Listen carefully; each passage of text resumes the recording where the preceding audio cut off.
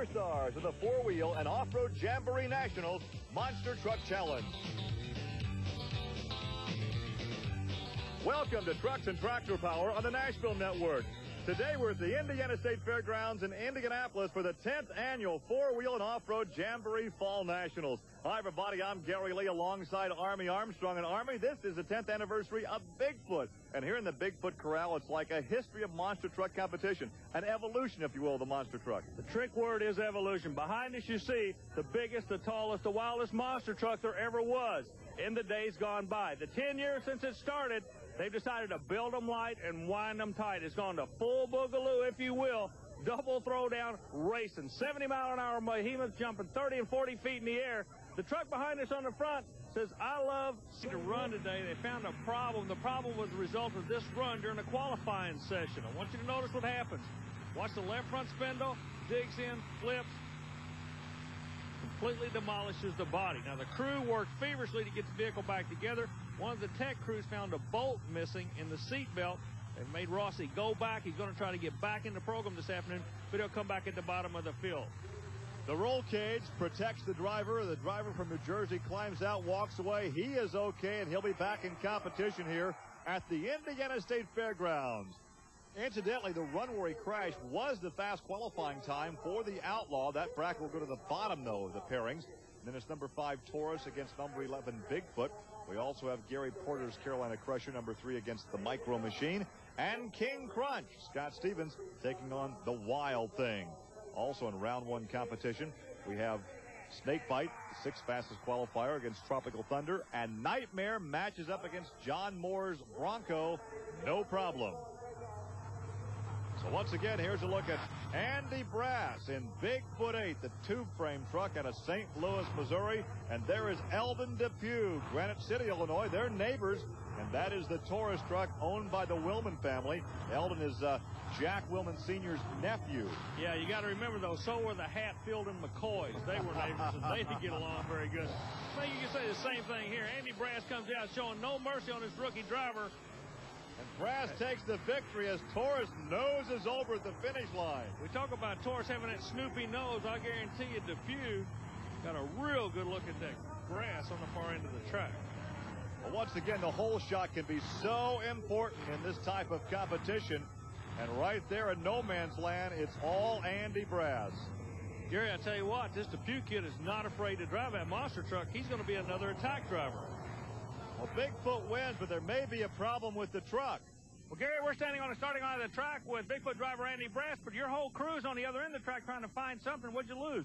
Our steering went bad on something down the other lane there, and we're just kind of watching it. And I think the power steering went away, so we're looking for the shaft, the intermediate shaft that drives the pump right now. Okay, I'll look over the cameraman's shoulder. They just found that piece. We'll let you get back to the truck. All right, thank you, Army.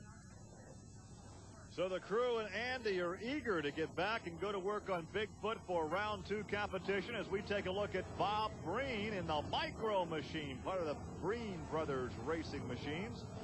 He'll go up against the Big A Auto Parts Carolina Crusher with Gary Porter. Gary Porter runs a unique setup in the transmission. It's basically a stock GMC type transmission.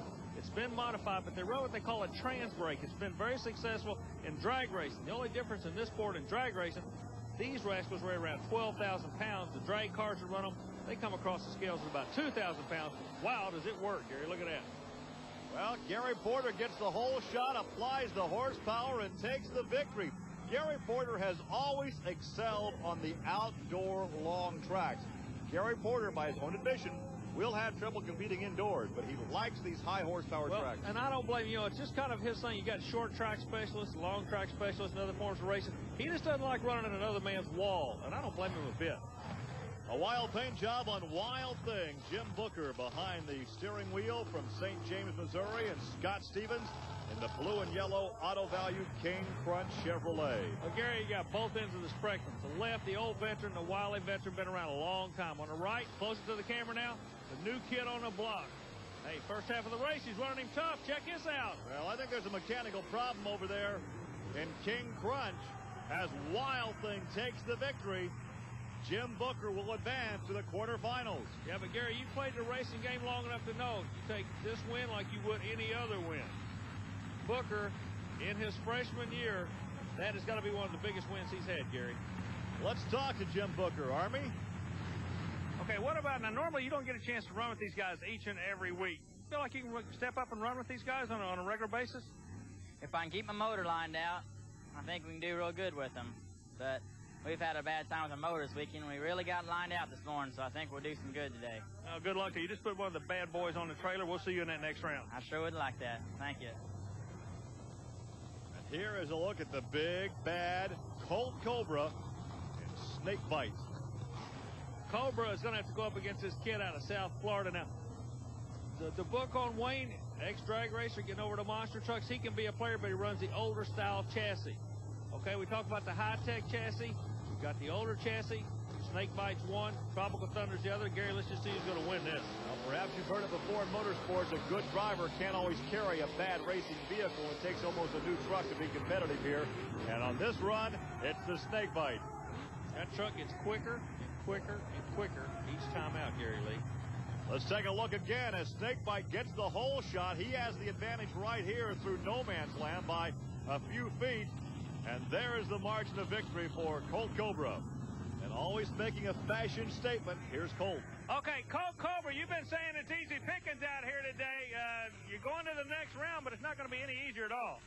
No, it's not, Army. I tell you what, I started out this thing, didn't have no friends. I don't want no friends now. I'm only out here for one thing, that's to win. I tried my heart out last night to try to put in a top spot in this qualification. Everybody's been putting me down. I'm here to stay. I'm going to be back next round, and I'm going to advance one more round after that. We'll just have to wait and see. Let's go on with some more action, Gary. Army, he sounds a bit vindictive. We'll see what he can do in the next round as we take a look at Steve Hess out of Columbia City, Indiana. He has some home state fans here. He goes up against the Tennessean, John Moore, in the Bronco. No problem. You talk about the guy being vindictive. I'll just be very honest with you. He's mad at these guys and doesn't like any of them. Back to the starting line, GMC close, Ford on the far side. Both of them short wheelbases, both of them early chassis designs. And right there, it's Nitemare. Showtime.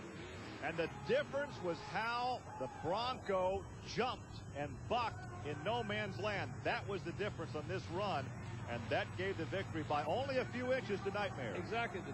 You've got to get the truck down on the ground. See how the far truck is bouncing? Now, Nitemare has got all four paws digging, and that puts him on the other end. Steve Hess has the helmet off, and he's with Army Armstrong. Gary, we're standing with Steve Hess, the driver of the PENDA liner GMC. And Steve, you went in the left lane. We thought that was a smooth lane. Boy, you took a rough ride on the end of this track. We did. I didn't catch it just quite right on that first set of cars. Maybe it wasn't quite enough in the power, but you know, we run the fast time last night, and we came back today, and I think it's just a little bit slow off the line. I didn't catch the light quite right.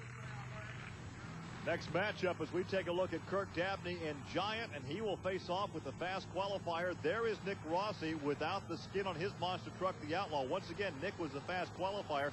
At the end of that run, he took the nasty ride, tore the vehicle up. The crew has it back together, and he now is ready to go up against the Giant. You know, I don't think the body being gone is in his mind at all. He is just as intense now as if he were sitting in a corner somewhere. He's got one job to do. That's to get that truck to the other end quicker than the other truck. And it looks like he's going to do it. Not pretty. Yeah, but if they pay one, they don't ask you if it's pretty. They just want to know if you're going to the next round.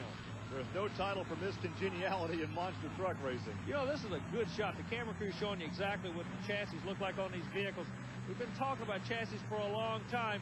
The older style truck there, Rossi kind of a mid-style truck, but there's a lot of work there, Gary. And Nick Rossi takes the victory without the body. He's down there now with Army. Well, Nick, when this thing first started, you were prepared to go in the first round. There was a technical problem. The officials let you go back, get the truck up to snuff, and you're going into the next round. Kind of a good break that way, but a bad break to get you here. What happened to the truck? We qualified last night. We were the fastest qualifier. I caught a hole in the end of the cars. The motor died, and I flipped it over, end over. Okay, you're okay? You're having fun? I'm fine. The truck's hurt pretty bad. We're done now. We just broke the oil pan, so we can't even come back. Oh, you are out for the day? Yeah, we're out. I'll tell you what, you made a lot of fans here in Indy. Maybe we'll see you another time, another day. Thank you. Hard work after the wreck, and now a tough break as he'll not be able to continue. There's a look at Bigfoot 5, the biggest of them all. We're at the Indiana State Fairgrounds in Indianapolis. Stay with us. We're coming right back.